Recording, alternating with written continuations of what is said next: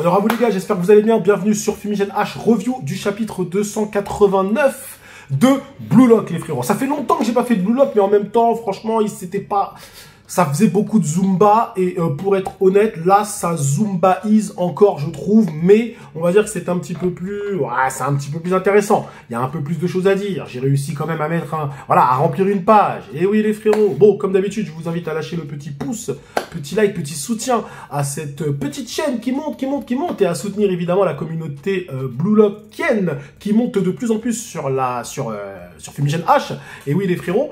Et je vous invite également à vous abonner au Discord. Pourquoi? Parce que nous avons ouvert un salon Blue Lock sur le Discord, salon dans lequel vous pouvez venir discuter, faire donner toutes vos théories, discuter aussi des vidéos que vous pouvez regarder de votre ami Fumi, et derrière, il y a la zone commentaire, mais derrière vous pouvez, on va dire, expliquer de façon un peu plus explicite, donner votre avis de façon un peu plus explicite, un peu plus détaillée sur la vidéo dans ce salon Blue Lock. Je vous informe d'ailleurs qu'il va y avoir un événement Blue Lock cette semaine, les frérots, donc n'hésitez pas à y participer. Et oui, on va parler d'un sujet qui est très touchy sur Blue Lock. Alors déjà, on va composer évidemment le 11, on va dire le 11 parfait de Blue Lock, hein. Et franchement, ça va être super bien fait. J'ai vu les frérots, ils m'ont montré, ça va être super bien fait. Mais on va discuter aussi un petit peu de l'univers Blue Lock, la communauté Blue Lock dans son intégralité. C'est un event qui derrière sera, on va dire, rediffusé sur Fumigène H ou sur Fumichaud. Donc participez, comme ça après vous pourrez passer directement en live.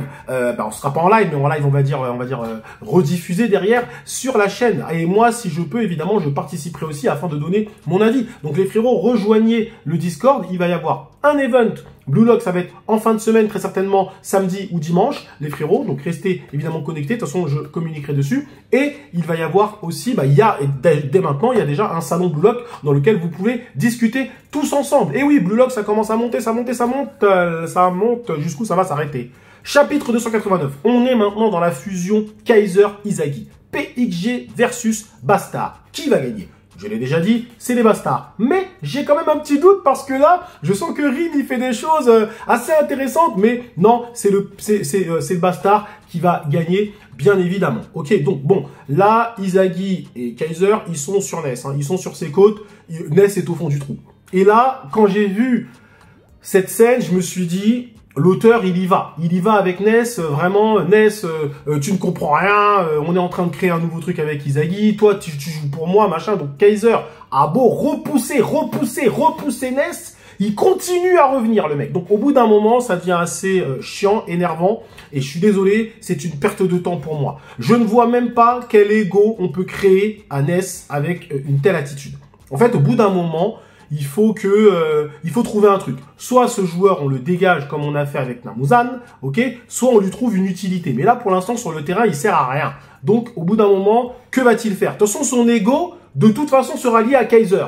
Donc, je comprends pas trop le truc. Pourquoi on nous fait toute cette Zumba concernant Ness? Parce qu'on sait que de toute façon, soit il va dégager, soit ça va être avec Kaiser. Donc là, moi, personnellement, le sujet Ness ne m'intéresse pas. Honnêtement, là, on est dans une telle tension de savoir qui va marquer, qui va gagner, fusion Izagi-Kaiser, que je trouve le sujet Ness un peu secondaire. Alors, est-ce qu'il sera déterminant pour le but? Peut-être, mais en tout cas, il faut que ça avance. Là, je trouve que l'auteur, il fait beaucoup de Zumba, en fait. C'est bon, on a appris qu'ils jouaient ensemble et tout, machin, c'est bon. Là, il faut clôturer.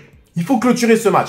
Alors, c'est forcément lié avec la fin du tome. Je sais pas, on a combien de chapitres dans ce dernier tome de Blue Lock. Mais, sincèrement, Ness, ça devient un peu lourd. Ça devient un peu lourd, cette histoire avec Ness. Et même ce lien avec Kaiser, c'est ridicule.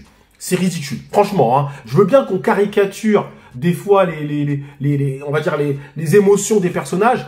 Mais là, avec Ness, ça n'a aucun intérêt. Je veux dire, dans Blue Lock, on a toujours ce lien un peu maître-esclave. Clairement, dans Blue Lock, on l'a, mais avec Ness, c'est tellement poussé à son paroxysme que tu te demandes où est-ce que l'auteur veut en venir avec ça. Donc, attendons de voir, évidemment, mais Ness, pour moi, est ridicule, clairement et simplement, et je l'enfonce pas plus, hein, il se ridiculise lui-même de toute façon, dans cette histoire. Je veux dire, tu viens jouer au foot, et ta seule motivation, c'est Kaiser. Tu vas te dire, mais qu'est-ce que tu fous là-dedans?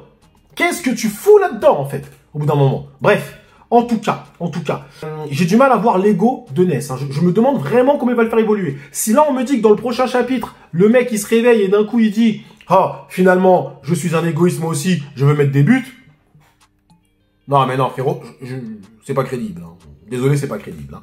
Bref, Rin commence à avoir un début de réflexion. Il voit évidemment ce qui se passe avec Kaiser et Izagi. Il se dit que ça va mal tourner cette histoire. Et donc, lui, dans son esprit, il commence à réfléchir de façon logique, mais il reste dans son esprit de « je dévore les jeux ». Parce que Rin, c'est ça. Rin dévore le jeu des uns et des autres. Lors du match contre les U20, c'est un peu ça. Il a dévoré le jeu de tout le monde. Rin, c'est le vrai dévoreur, hein, d'une certaine façon. C'est vraiment le grand dévoreur, hein, ok, pour ceux qui ont la ref. Mais en tout cas, Rin se dit, comment maintenant j'ai envie de dévorer le nouveau jeu d'Izagi. Et pour le dévorer, bah, tu dois forcément briser le lien qu'il y a entre Kaiser et Izagi. Bah oui, parce que maintenant, Izagi n'est plus seul.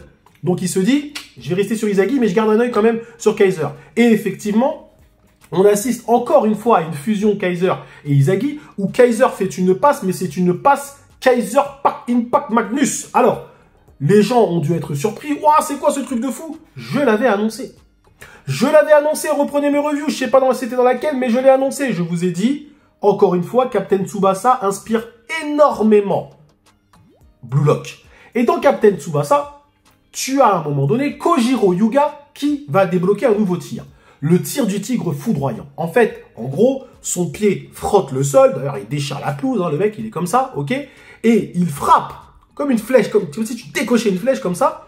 Il frappe, pim, ok? Et en fait, la balle remonte, ok? Donc, le tir de Kaiser, c'est pas tout à fait la même chose, mais on va dire l'effet est un peu similaire, même si la balle ne remonte pas. Et un jour, dans Captain Tsubasa, tu as eu une passe tir du tigre foudroyant. C'est-à-dire que Kojiro Yuga a frappé, sa balle a remonté, mais en fait, sa balle était une passe. Comme des fois, tu as Tsubasa qui fait des feuilles mortes voltantes en passe. Feuille morte voltante, c'est une balle qui fait clac et qui redescend comme ça. Ok?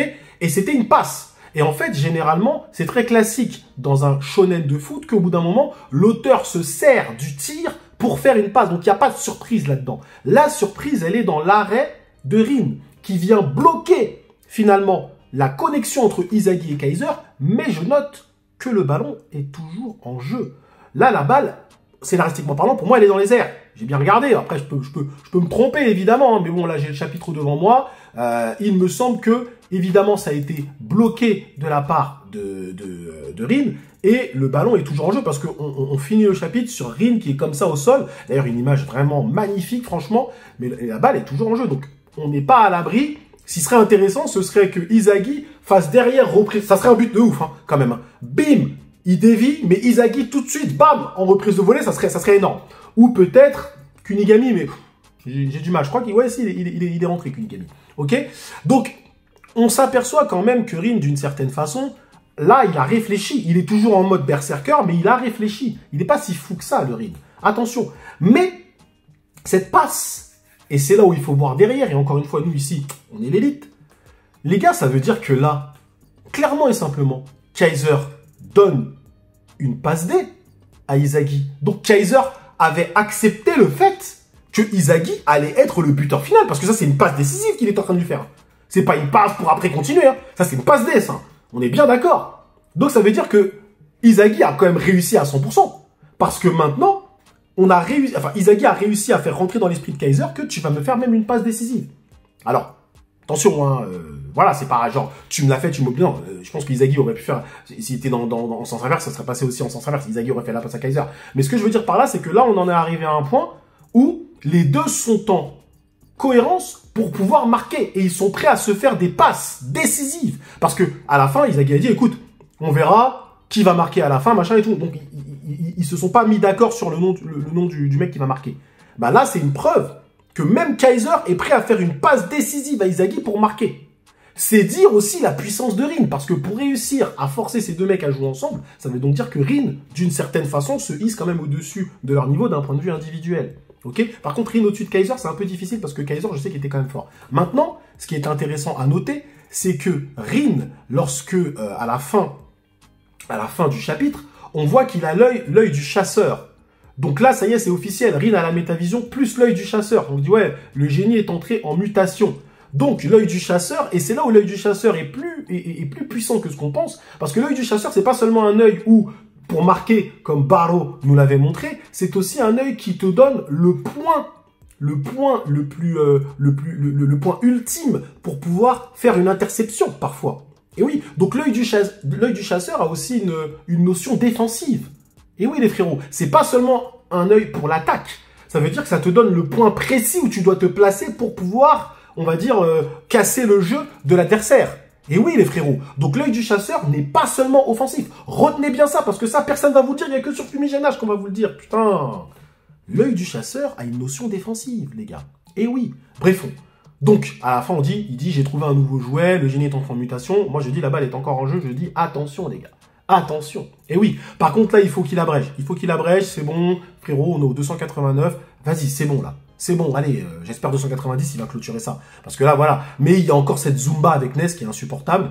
Donc, on verra ce que ça va donner. Mais bon, sinon, un chapitre que j'ai trouvé vraiment pas mal. J'aime encore une fois la fusion Izagi-Kaiser. Voilà, on nous montre qu'ils jouent vraiment ensemble. Et je me demande où est-ce que ça va aller tout ça.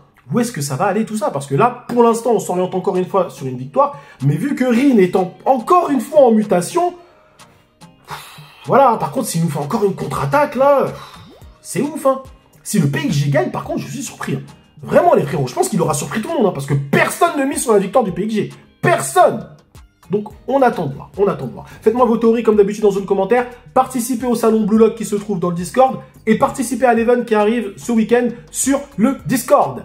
Merci à vous d'avoir suivi cette petite review tranquille, chill, jusqu'au bout. Prenez soin de vous et que l'honneur soit avec Kaiser. Kaiser Impact Magnus. Non, soit avec Rin, parce qu'il a quand même bloqué la frappe, c'est assez ouf.